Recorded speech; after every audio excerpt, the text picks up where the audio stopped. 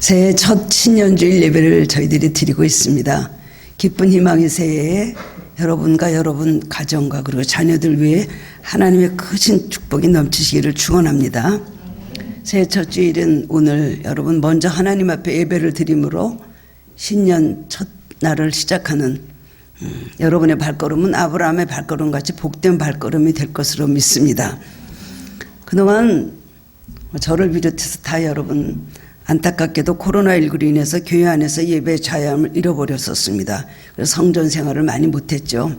이런 아쉬움, 안타까움이 있었지만은 그러나 모두 인내하면서 성실한 신앙생활을 한 것으로 알고 있습니다.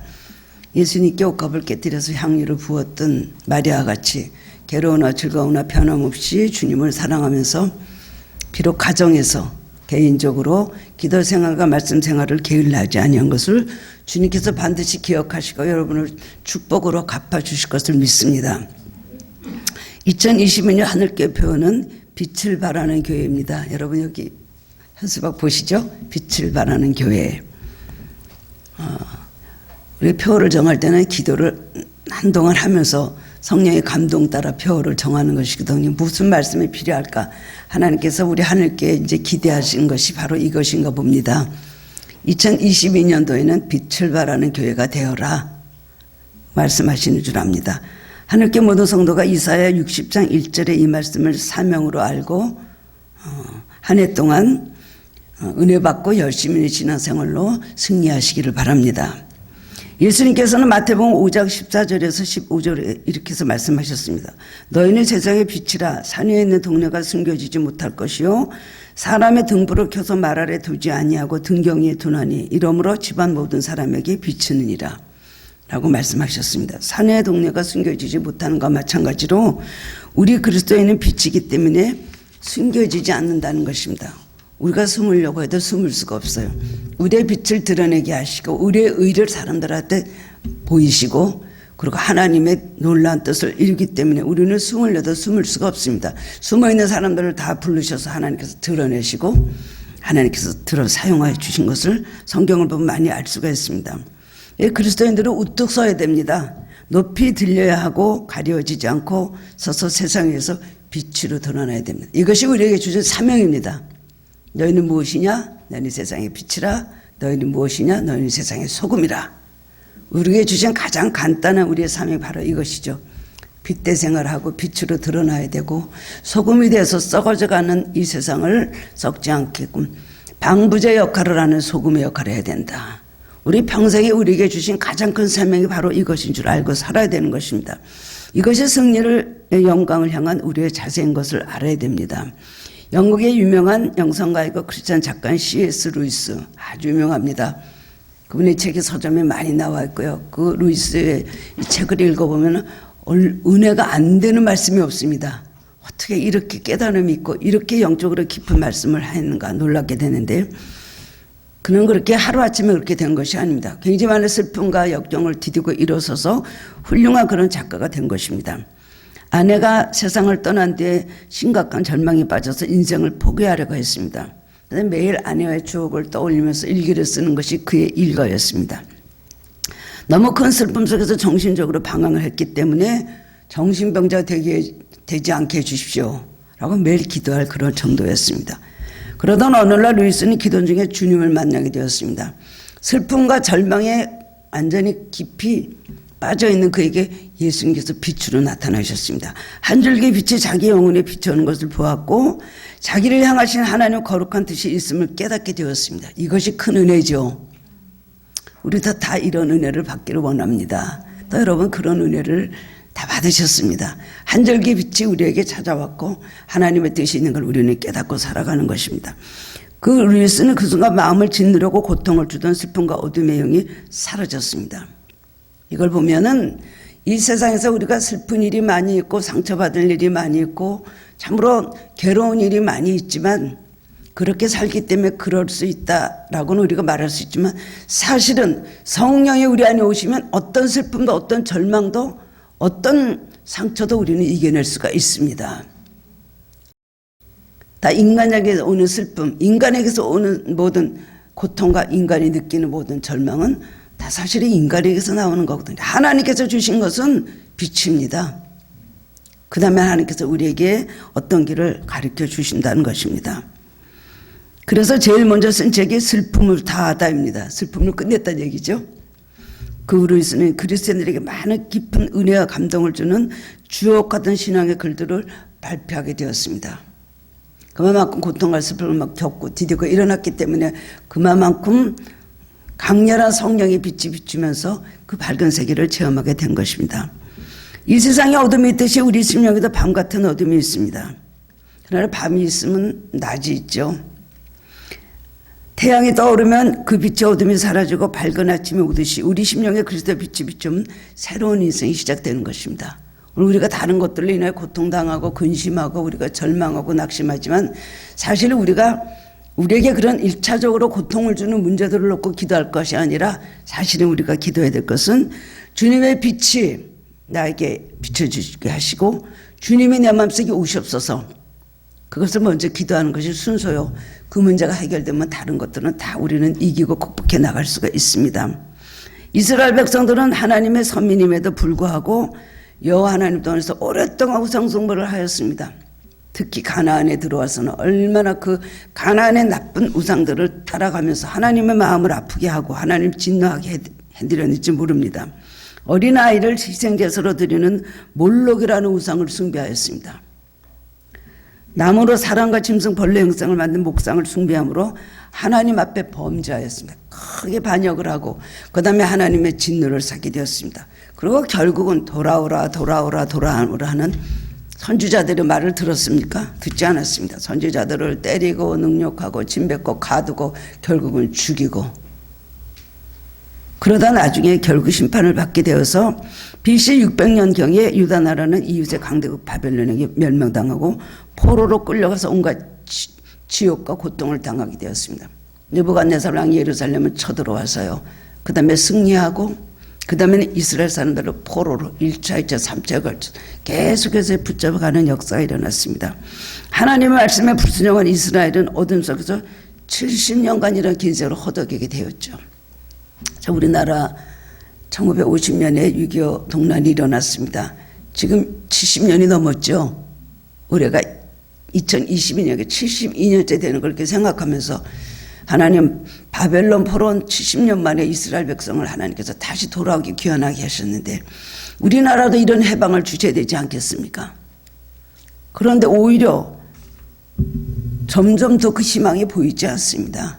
오히려 우리나라가 그야말로 북한의 모든 그런 주체사장 이런 데 물들을까 봐 걱정이 되는 이런 위기에 와 있지 않습니까?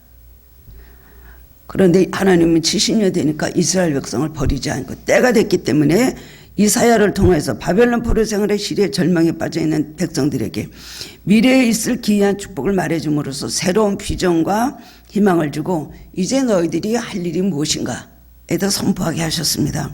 하나님께서는 이사야를 통해서 포로된 백성들에게 전해주신 기쁜 소식은 일어나라 빛을 발하라 내 빛이 이르렀고 여호와의 영광이 내외에 임했다.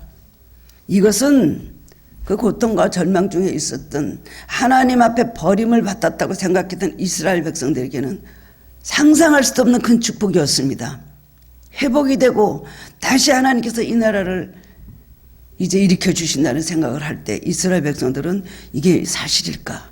그러나 이사야 선지자는 크게 외쳤습니다. 어둠이 온 땅을 덮고 캄캄함이 백성들 위에 있는 이때 여호와께서 그들에게 임하시겠다는 기쁜 소식을 전해 들은 것입니다. 이스라엘의 중심은 누굽니까? 하나님이십니다. 이스라엘은 하나님께서 세우신 선민입니다. 그리고 이스라엘의 운명은 하나님의 임재에 달려 있습니다. 하나님 법궤를 주시고 법궤를 잘 그 말씀대로 순종하며 그 다음에 전쟁터 나갈 때도 적들 하나님 중심으로 하나님 앞에 전쟁을 할까요 말까요 묻고 그 다음에 하나님 법궤를 귀하게 보고 그 말씀으로 중심으로 살아갈 때 이스라엘 민족은 건재했던 것입니다. 그런데 여호와의 함께 하심에 떠났습니다. 그 백성은 어둠과 그늘 속에 흑암 속에 완전히 덮이게 되었지만 하나님의 영이 다시 돌아오실 것이라는 약속에서 회복될 수 있다는 소망을 가지게 된 것입니다. 여호와의 임하심은 이스라엘 백성들이 오랫동안 대망하고 갈망해 오던 것이었습니다. 그들의 여호와의 임재란 무엇을 말하는 것입니까? 영적으로는 죄와 죽음에서의 희망이요. 두 번째로는 현실적으로는 지옥적인 포로 생활로부터의 자유와 해방입니다. 세 번째로는 꿈에도 그리던 고국으로의 귀환이었기 때문이었습니다. 이건 꿈 같은 그런 하나님의 놀라운 축복의 메시지였습니다. 지금 우리나라가 1945년대에 일제압제 36년 동안 일제압제 안에 있다가 1945년 8월 10일 해방이 되었죠. 저는 그때 태어나지 않아서 잘 모릅니다만은 어르신들의 이야기를 들으면 그때의 그 기쁨은 말할 수가 없었다는 것입니다. 36년 동안 일본 사람들한테 다 탄압을 당하고 결국 이름까지도 다 없어지고 나라 이름 다 없어지는 얼마나 많은 사람이 고통당하고 우리는 나라는 민족은 없어지는 거나 마찬가지였습니다. 그런데 하나님께서 자유해방을 주시고 천황이 방송으로서 나는 신이 아니오. 미국과의 전쟁에서 이제 패배를 하게 될 때 벌벌벌 떠는 목소리로 방송을 했다고 합니다. 저 어렸을 때 그거 들어본 적이 있어요. 나는 신이 아니오. 천황은 신인 줄 알았잖아요. 일본은. 그 말을 듣고 너무나 기뻐가지고 우리나라 사람들이 막 너무나 기뻐서 그 다음에 8.15 해방이 될 때 다 그냥 무조건 한 길로 뛰어나왔대요. 얼싸안고 울고 그냥 너무 감격해서 어쩔 줄 모르고 그렇게 기뻐했다 그랬습니다. 36년 동안 그랬는데 여기는 70년이라는 또 나라를 잃어버리고 멀리 바벨론에 가서 포로 생활을 하니 그 쓰라림과 고통과 수치는 말할 수가 없었는데 이런 기쁜 메시지를 들을 때 이스라엘 백성은 매우 감격을 했습니다. 그리고 이스라엘에 임한 여호와의 빛을 보고 그 빛 가운데 함께 거하고자 열방이 나올 것이다. 열왕이 그 광명 가운데서 나올 것이라고 말합니다. 다른 나라들이 다 와서 머리를 수그린다는 거예요. 이스라엘 빛이 나타남으로 인하여 성전도 무너지고 나라도 잃고 서민으로서의 자부심도 긍지도 상실한 채 타국에서 눈물 속에 살고 있는 이스라엘 백성에게 그 소식은 정말 믿을 수 없는 기쁨과 감격의 소식이었을 겁니다. 이사야는 이 기쁜 소식을 받았으니 이제 슬픔과 좌절을 딛고 일어나 힘차게 온 세계를 향해서 빛을 발하라고 외치고 있는 것입니다. 오늘 새해 아침 그래도 본문의 말씀을 통하여서 소망을 얻고 함께 은혜를 나누기를 원합니다.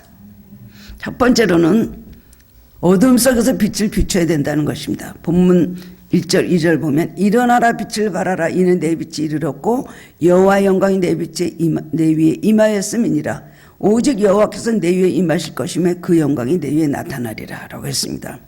이제 하나님과 관계가 회복이 되고 이스라엘 백성들에게 하나님의 영광이 임했다는 것입니다. 그런데 본문 앞 59장 9절을 보면 그러므로 정의가 우리에게서 멀고 의가 우리에게 미치지 못한즉 우리가 빛을 바라나 어두운 뿐이요 밝은 것을 바라나 캄캄한 가운데 행함으로 우리가 맹인같이 담을 더듬으며 눈 없는 자같이 두루 더듬으며 낮아도 황혼때같이 넘어지는 우리는 강장한 자 중에서도 죽은 자 같은 자라. 그렇게 살았다는 겁니다. 그만큼 모든 백성들의 마음에 절망과 어둠 속에서 그들은 고통을 하고 있었습니다. 이 말씀 얼마나 오랫동안 이스라엘 백성들이 영적으로 어두운 가운데 있었는지를 말해주는 것입니다. 여러분 영적인 밝음과 영적인 어둠은 무엇을 말합니까? 태양을 맞이하고 있는 사람들은 쏟아지는 빛을 받기 때문에 밝음으로 가득 차게 되죠. 그러나 그 뒷면은 빛이 닿지 않기 때문에 그림자지가 어렵습니다. 마찬가지로 영적인 밝으면 하나님의 은혜의 빛을 쏟아지게 받을 때 그 빛을 받은 상태를 말하는 거예요. 하나님 계십니까? 안 계십니까? 하나님 우리를 향해서 항상 낯을 향하여 드시고 계십니다. 우리가 진나여 하나님은 정말 떠나시게 하는 극단적인 상황에도 하나님 우리가 회개하면 버리시지 아니하시죠.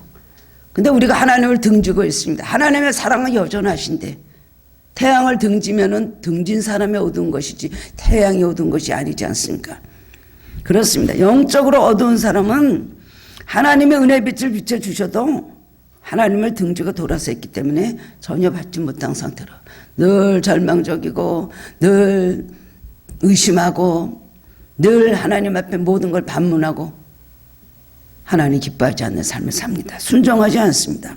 사람이 영적으로 어둠에 처하면 하나님을 사랑하기보다 하나님 아닌 세상의 물질, 명예, 권세, 그 다음에 쾌락 이런 것들 저 추구해서 그런 영예를 지배를 받고 그것들을 우상으로 섬깁니다. 돈은 뭐라 그러죠? 만몬의 영이라 그러죠. 이런 명예의 신, 학식의 신, 지식의 신, 이 세상에는요 쾌락의 신, 이런 영들을 우리가 지배를 받으면 따라갈 수밖에 없는 것입니다.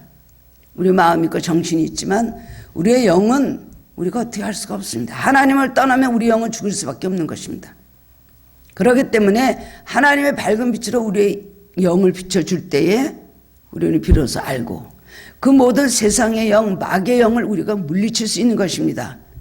그래서 말을 해서 안 되는 거고 우리가 인간의 이성과 논리로 안 되는 것이 바로 그것입니다. 하나님의 말씀의 기준을 따라 살지 않고 마음의 탐욕과 정욕에 이끌려서 육신적으로 마음대로 살아가는 것, 그 영의 지배를 받기 때문에 그렇습니다. 영적으로 어둡기 때문에 그렇습니다. 그러면서도 그것이 죄인 줄 모릅니다. 빛이 들어와야 어느 공간에 있는 것이 뭐가 있는지, 엉클어져 있는지 뭔지 다 알지 않습니까? 그런데 빛이 없으면 아무리 컴컴한 속에 있는 걸 알 수가 있습니까? 귀한 것이 있어도 모르고 정말로 추한 것이 있어도 바라보지 못하는 것이 어둠 속에 있는 것인데, 그렇기 때문에 죄가 죄인지 모릅니다. 완전히 무관계적 영적으로 죽어지게 되는 것입니다. 빛의 속성은 무엇입니까? 첫 번째는 밝은 것입니다. 빛이라는 건 밝은 것이죠. 밝지 않으면 빛이 아니고 짜지 않으면 소금이 아니죠. 그리스도의 빛을 받은 사람은 기쁘고 소망이 있고 밝습니다. 항상 진통하고 웃음이 없고 굳어있는 사람은 그 마음에 빛이 없기 때문에 그렇습니다. 그야말로 항상 썰렁한 분위기로 살게 되죠. 제일 코미디언들, 개그맨들이 제일 괴로운 것이 웃지 않는 사람 만나는 거 만나는 것이 제일 무섭대요. 까르르 웃어줘야 되는데 아무리 웃기는 소리를 해도 웃지를 않으니까 아마 자기들이 코미디를 하고 개그를 하면서 할 때 굉장히 힘든다고 합니다. 애국 목사님들이 궁금해하는 질문, 흔히들 하는 질문이 있는데 한국 교인들은 찬양도 많이 하고 기도도 많이 하고 그러는데 왜 얼굴엔 웃음이 없습니까? 하긴 우리 한국 성도들은 식기도 하면서도 오만 상을 찌그리고 하죠. 너무 감사하기 때문에. 새끼 먹여주는 게 얼마나 감사합니까? 아침에도 아침 드셨나요? 점심 만나면 점심 드셨습니까? 저녁에 만나면 저녁 드셨습니까? 하는 나라인데. 그러니까 식기도도 그냥 꺼려하죠. 식당에서 오마상을 다 찌그리고. 은혜가 있기 때문에 그렇지만 외국사람들이 보면 조금 이해를 하지 못하는가 봅니다. 은혜가 충만하면 고난과 역경 가운데서 항상 웃음이 있고 밝게 사는 모습을 보여줍니다. 눈은 울고요, 입은 웃어요. 성령 충만한 고난 중에도 눈은 울고요, 괴로우니까 울죠. 그러나 입은 웃습니다. 성령 충만한 사도 바울은 감옥에서 죽음이 임박했는데도 나는 기쁘다 너희도 기뻐하라, 그렇게 말했습니다. 바로 그래서 빌립보서는 17번이나 기쁨이라는 단어를 바울은 기록을 하고 있습니다. 어둠이 찾아오면 마음의 기쁨을 잃어버리게 되고 그러다 보면 영육이 병이 되는 것입니다. 또한 그리스도의 빛은 착함과 의로움과 진실함의 열매를 맺게 합니다. 그래서 성령의 열매를 맺게 되므로 하늘에 계신 하나님께 영광을 돌리게 되고, 하나님께 영광을 돌리게 되면 우리는 누구가 되는 겁니까? 그리스도의 제자가 되는 겁니다. 하늘에 계신 아버지께 영광을 돌리라. 그러함으로 너희가 나의 제자가 되리라. 이렇게 해서 말씀을 하셨거든요. 영광을 돌리지 않는 삶을 살면서 나는 그리스도의 제자입니다 라고 우리는 말할 수가 없는 것입니다. 또 빛은 자유로우면서도 절제 있는 삶을 살게 합니다. 자동차는 액셀레터를 밟으며 자유롭게 나가고 브레이크를 밟으면 멈추죠. 좋은 차는 브레이크를 밟으면 막 200, 240까지도 나가다가 그 다음에 브레이크에 발을 얹어놓으면 또 정지하는 그런 차입니다. 초보 운전자는 브레이크를 확 밟죠. 조금만 가다 놀라갖고 자꾸만 밟죠. 그러나 운전을 잘하는 사람은 출발도 서서히 하고 브레이크도 밟을 때도 서서히 합니다. 이처럼 섰는지 안 섰는지 모르게 하는 것이 자유롭게 하면서도 신앙이 있는 사람, 밝은 사람, 빛이 있는 사람은 통제가 되는 것이에요. 은혜의 빛이 비치면 무엇에나 자도요동하지 않고 믿음이 안정적이 됩니다. 항상 일관성이 있습니다. 아무리 요동칠 일이 있고 아무리 여러 가지 바람이 불어도요, 자꾸 떡다하냐. 왜냐하면 반석에 그 발이 있기 때문에 그렇습니다. 예수님께서 말씀하셨잖아요. 반석에 집을 지은 사람은 아무리 바람이 불고 창수가 나오고 그래도 흔들리지 않는다. 그 집을 반석에 놓은 연고요. 그 반석은 누구죠? 바로 하나님의 말씀, 바로 예수님이신 겁니다. 하나님께서는 영적인 어둠에 살던 불쌍한 이스라엘 백성들에게 다시 영적인 빛을 비춰주십니다. 오랜 세월 고통을 당하다 보니 하나님을 찾게 되고 깨지고 회개하게 되었습니다. 70년 동안이나 고통당해야지 이스라엘 백성 뭔가 깨달은 건 기가 죽고 그 완악하고 목이 곧은 백성이 깨지게 되고요. 그 다음에 우상숭배하다 이렇게 됐구나 하면서 그들은 무릎을 꿇게 되었다는 것입니다. 하나님 때가 되면 심판의 매를 맞고 절망하던 이스라엘을 불쌍히 여겨서 구원하시고 회복시키신 것입니다. 하나님은 범죄한 우리에게도 빛을 보내주셔서 우리를 빛의 자녀로 삼으셨습니다. 우리에게 빛이 임하면 우리 존재가 달라지고 어둠의 자녀에서 빛의 자녀로 변하게 되는 것입니다. 우리는 어둠에 있다가 빛의 자녀가 되었습니다. 그러다 또 다시 또 어둠의 자녀가 될 때가 많이 있습니다. 하루 종일 24시간 살면서 우리 심령이 어떻게 됩니까? 밝았다 어두웠다 혼자 스스로의 싸움을 하는 것이죠. 그러나 항상 하나님의 빛 가운데 우리가 거하게 되면, 그렇게 하려는 노력을 하면 우리는 흔들리지 않고 요동치지 않은 신앙생활을 할 수가 있는 것입니다. 세계 3대 창의미력으로 꼽히는 것은 어거스틴의 참회록, 루소의 참회록, 톨스토이의 참회록입니다. 이 세 사람의 참회록을 읽어보면 세 사람 모두 좀 다른 삶을 살았지만은 공통점이 여러 가지 있는 것을 발견할 수가 있습니다. 첫 번째로는 무엇을 고백하는가? 자기들이 변화된 것은 부정할 수 없는 하나님의 은혜라는 것. 자기가 노력하고 자기의 어떤 힘으로 된 것이 아니라 주님께서 먼저 나를 찾아주셨기 때문에 내가 여호와 빛이 내 삶의 빛이니까 내가 회개하게 되었다는 겁니다. 어거스틴도 그렇죠. 물론 배후에 많은 기도들이 있었을 것입니다. 어머니의 기도도 있고 또 하나님의 놀라운 뜻이 있을 수도 있습니다. 그래서 하나님을 떠나서 살던 자식들이 하나님을 경외하는 삶을 살게 되었고, 도덕적으로 윤리적으로 아주 방탕한 삶을 살았던 자기들이 새로운 소망이 생겼다고 그렇게 고백을 하고 있습니다. 빛이 들어오면 어떻게 될까요? 빛이 들어오면 소망이 생기죠. 빛이 들어오면 어떻게 돼요? 생활이 달라지죠. 빛이 들어오면 어떻게 됩니까? 행복한 삶을 사는 것입니다. 이런 참회록을 쓰게 되는 것입니다. 우리도 그 나름대로 우리의 참회록을 쓸 수가 있습니다. 저는 참회록도 쓸 수 있고 한번 뭐 그렇게 될지 안 될지 모르겠지만 그런 계획은 없습니다만 한번 좀 만난 분들의 모든 삶의 간증을 제가 한번 쓰고 싶은 마음은 있습니다. 너무나 많아가지고 그거 어떻게 다 쓸지 모르겠어요. 우리도 전에는 어둠의 자녀들이었죠. 하나님께서 우리에게 빛을 주셨기 때문에 우리는 빛의 자녀가 된 것입니다. 그런데 여러분 어둠 속에 있다면 하나님의 빛으로 들어오시기를 바랍니다. 주님 안으로 들어오시기를 바랍니다. 어둠과 절망과 잘못된 모든 것은 다 사라지고 주님께서 주신 기쁨과 자유함을 주실 것입니다. 두 번째로는 오늘 말씀에 일어나라고 하였습니다. 본문 1절에 보면 하나님께서 이스라엘 백성에게 빛이 임한 후 일어나라고 말씀하십니다. 일어나라는 말은 주저하지 말고 머뭇거리지 말고 즉시 일어나는 것입니다. 당장 일어나라는 것입니다. 어떤 사람들에게 일어나라고 하셨을까요? 첫 번째 누워있는 사람이죠. 베데스다 모태에 38년 된 병자가 누워 있었습니다. 요한복음 5장 1절부터 9절에 보면 예수님께서 말씀하시기 일어나 네 자를 들고 걸어가라. 어두운 가운데 사로잡혀서 오랜 세월 누워있던 사람들에게 오늘도 주님 말씀하십니다. 육신의 병만 말씀하신 것이 아닙니다. 영적으로 어두운 가운데 사로잡혀서 영적으로 어둠 속에 오래 있었던 사람들 주님께서 일어나라고 말씀하십니다. 여러분 예수를 믿으면서도 한 번도 주님의 사랑을 깨달아 본 적도 없고 한 번 그리스도의 십자가 사랑에 눈물을 흘려본 적도 없고 내가 죄인이라는 것을 깨달아 본 적도 없고 예수님이 살아계신지 안 계신지도 모르고 산다면 여러분 누워있는 사람입니다. 그래도 예수를 믿으니까 죽은 사람이라고 할지는 않겠습니다. 누워있는 사람입니다. 일어나지 못하고 오랜 세월 누워있는 사람.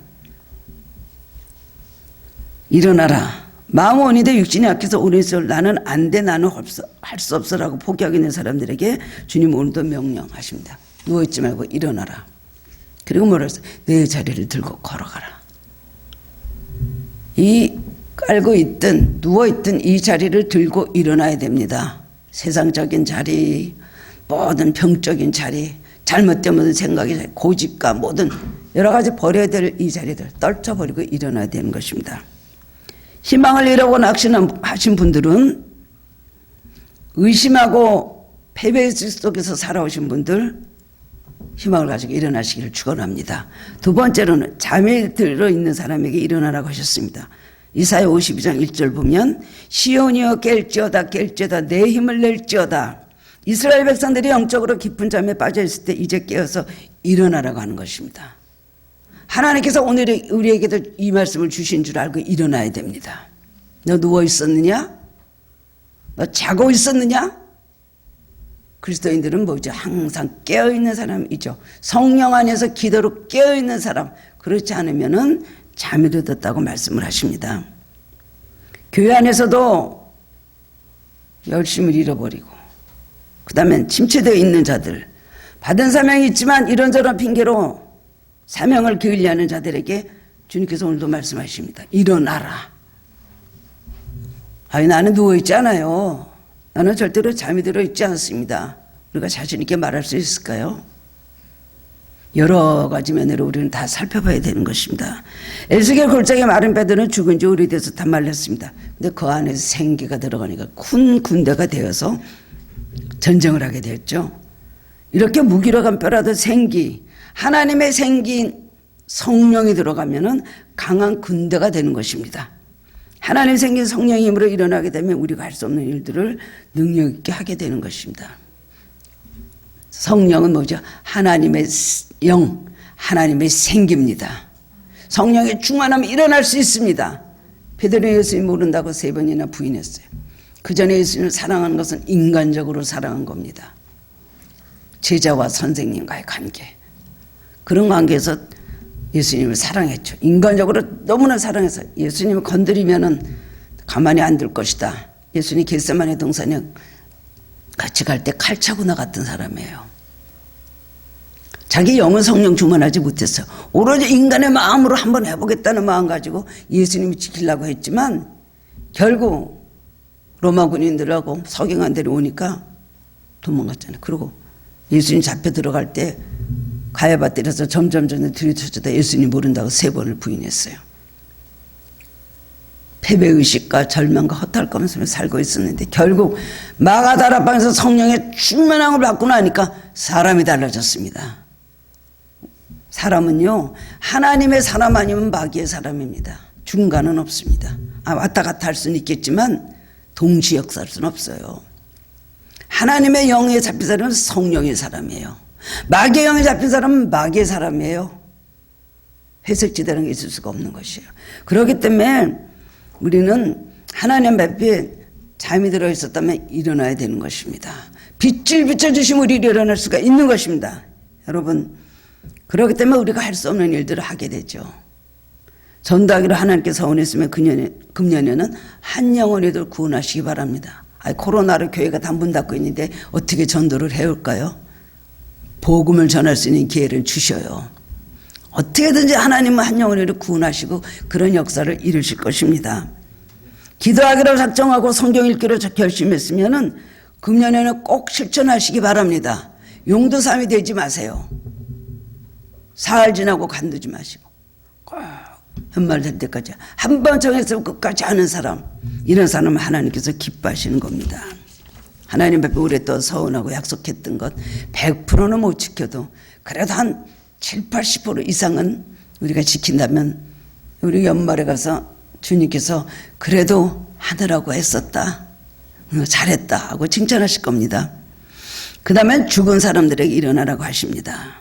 누가복음 7장 11절에서 17절 보면 나인성 과부의 아들이 죽어가지고 관에 매 갖고 나오는데요. 예수님께서 관에 손을 대시면서 청년아 내가 내게 말하노니 일어나라. 그 사람이 일어났잖아요. 여러분, 또 나사로의 무덤에 가서 죽은 지 나흘이 돼서 냄새나고 다 성장된 지도 오랜 나사로의 무덤에 가서 나사로야 나오라.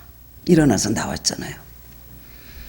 나는 죽지 않았습니다. 할 수가 있습니까? 여러분, 낙심하고 좌절하고 은혜 속에 살지 못하면 다 죽은 겁니다.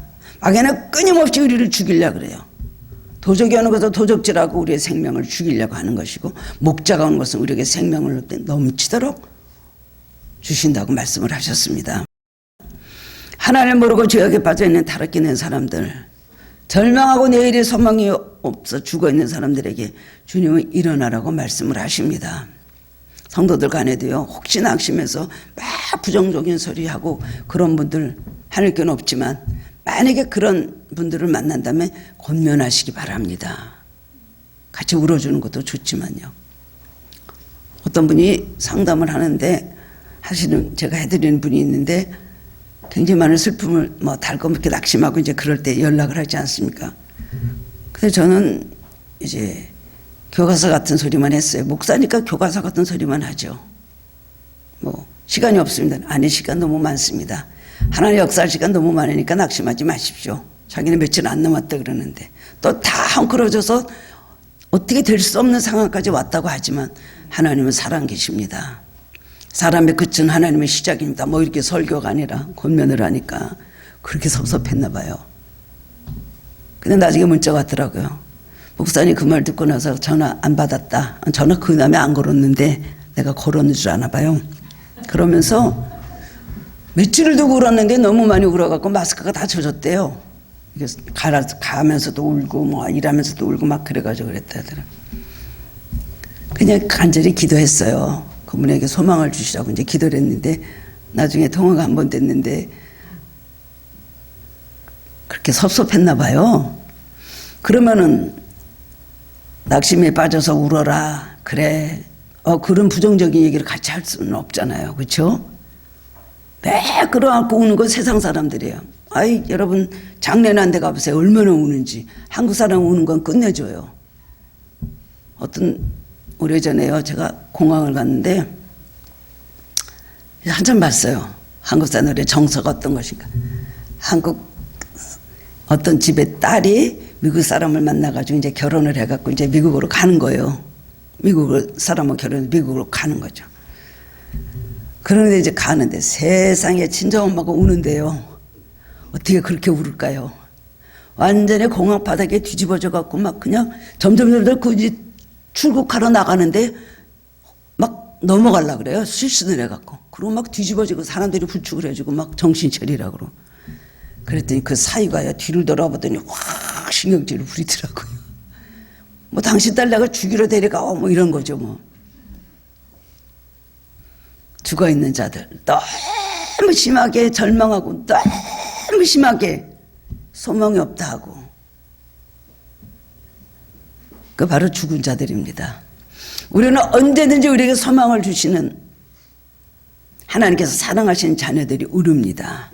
잠깐 우리가 죽어있고 잠깐 잠들어있고 잠깐 우리가 누워있지만 다시 회복시켜 주십니다. 하나님의 빛이 주님의 빛이 우리에 오면은 우리는 일어날 수가 있는 것이고 올해도 그런 은혜를 구하면서 우리는 살아야 될 것입니다. 그럼 항상 빛 가운데 우리를 이끌어 주십니다. 우리가 어떻게 하면 빛을 발할 수 있을까요?